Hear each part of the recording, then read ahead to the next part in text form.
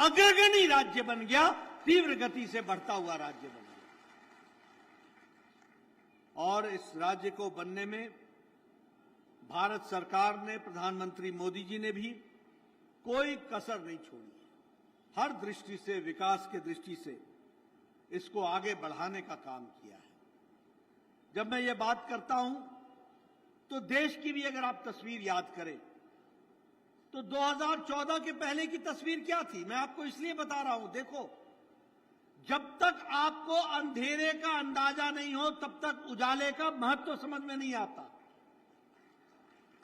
जब तक आपने विनाश को ना देखा हो तो विकास समझ में नहीं आता। और जब तक आपने पूर्णमासी की अंधेरी नहीं देखी हो, अमावस्या की अंधेरी नहीं देखी हो, तो पूर्णमासी का महत्व नहीं समझ में आता। इस बात को भी हमको समझना चाहिए। एक तरफ यह बीमारू राज्य था 20 साल पहले, और 2014 के पहले देश क्या था? आतंकवादियों का अटैक, आए दिन आतंकवादियों का अटैक होता था, हर दिन घोटाले हुआ करते थे, और नीतियां एयर कंडीशन कमरों में बना करती थी जिसका धरती से कोई लेना देना नहीं था। विकास के नाम पर सब कुछ रुक चुका था। किसान आत्महत्या करते थे। आज जिसे आप भूल गए वो किसान आत्महत्या करता था, और युवा बेचारा लाचार हालत में हमने देखा है। यह परिस्थिति हमने देखी है, और हमने 10 साल मोदी जी का भी देखा। ये 10 साल विकास का साल रहा। ये 10 साल सांस्कृतिक विरासत के उत्थान का देखा। ये 10 साल हमने किसानों को ताकत होते हुए देखा। ये 10 साल हमने महिलाओं का सशक्तिकरण देखा। ये 10 साल हमने गांवों को आगे बढ़ते देखा। ये 10 साल में हमने भारत को अग्रगणी देश के रूप में आगे बढ़ता हुआ दुनिया में देखा। यह भी हम लोगों ने देखा। मित्रों, प्रधानमंत्री मोदी जी ने, मैं बार बार बोलता हूं, राजनीति की परिभाषा, राजनीति की संस्कृति, राजनीति का ढर्रा, राजनीति का तौर तरीका, ये सब बदल डाला। 10 साल पहले राजनीति होती थी जाति के आधार पर।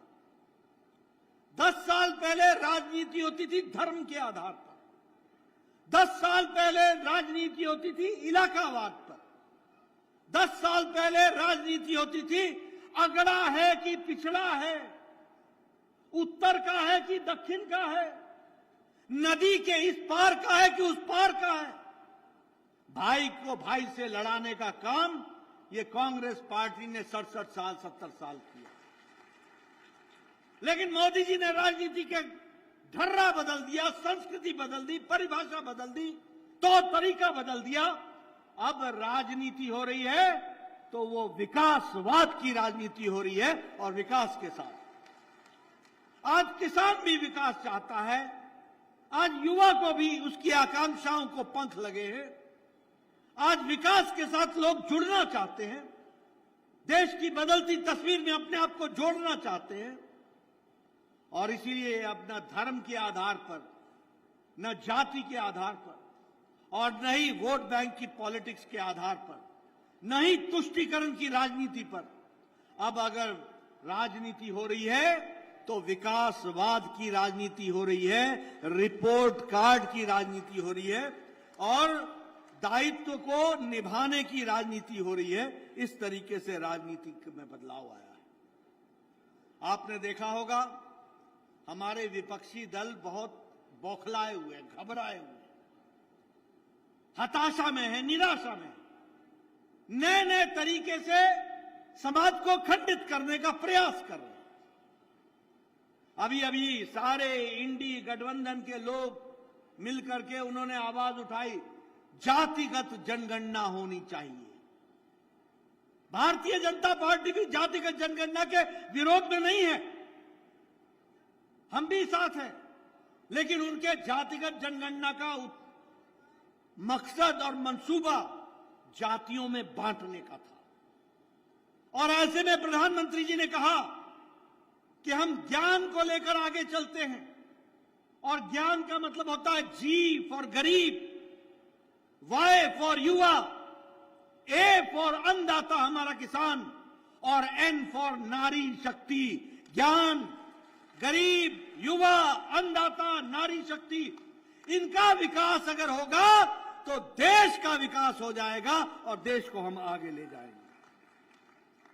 और इसीलिए गांव, गरीब, वंचित, पीड़ित, शोषित, दलित, युवा, किसान, महिलाएं, इनका सशक्तिकरण करने का काम प्रधानमंत्री मोदी जी ने लिया। और इसके साथ साथ मैं ये भी आपके साथ चर्चा करना चाहता हूं कि हमने सांस्कृतिक विरासत को भी ताकत दी।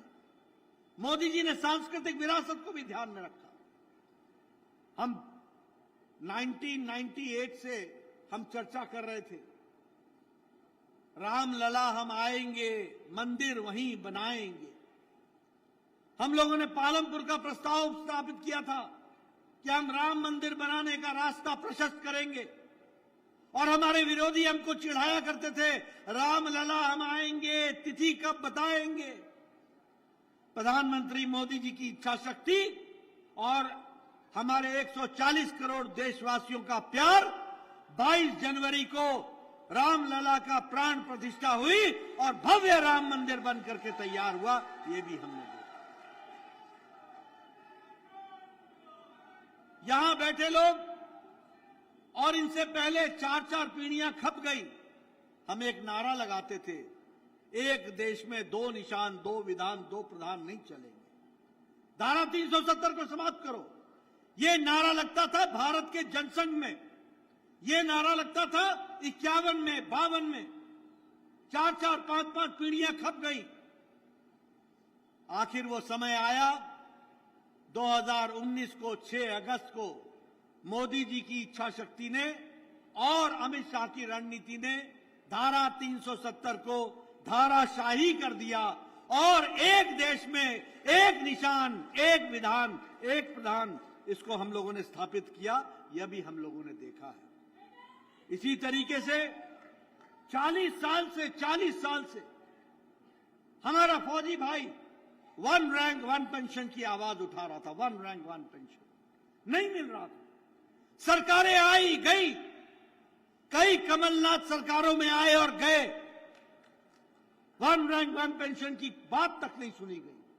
प्रधानमंत्री मोदी जी भारत के प्रधानमंत्री बने और दूसरे साल में ही 1 रैंक 1 पेंशन लागू कर दिया और भारत के फौजियों को यह ताकत दी गई। यह भी हम लोगों ने देखा है। मित्रों, आज हम जब बंटी साहू के लिए वोट मांगने आए हैं, तो ये बंटी साहू का वोट और बंटी साहू को एमपी बनाना, ये अकेला बंटी साहू को सांसद बनाना नहीं है, ये देश को मजबूती प्रदान करने का रास्ता प्रशस्त करना है। इसको भी हमको समझ लेना चाहिए। और जब मैं आपसे ये कहता हूं तो मैं आपको बताना चाहता हूं, 2014 के पहले भारत एक पिछलग्गू देश के रूप में जाना जाता था। 2014 के पहले भारत एक भ्रष्टाचारी देश के रूप में जाना जाता था। 2014 के पहले भारत कभी अमेरिका का मुंह देखता था, कभी रशिया का मुंह देखता था। 2014 के पहले भारत अमेरिका के पास जाता था तो पाकिस्तान के खिलाफ अपनी शिकायत दर्ज कराता था।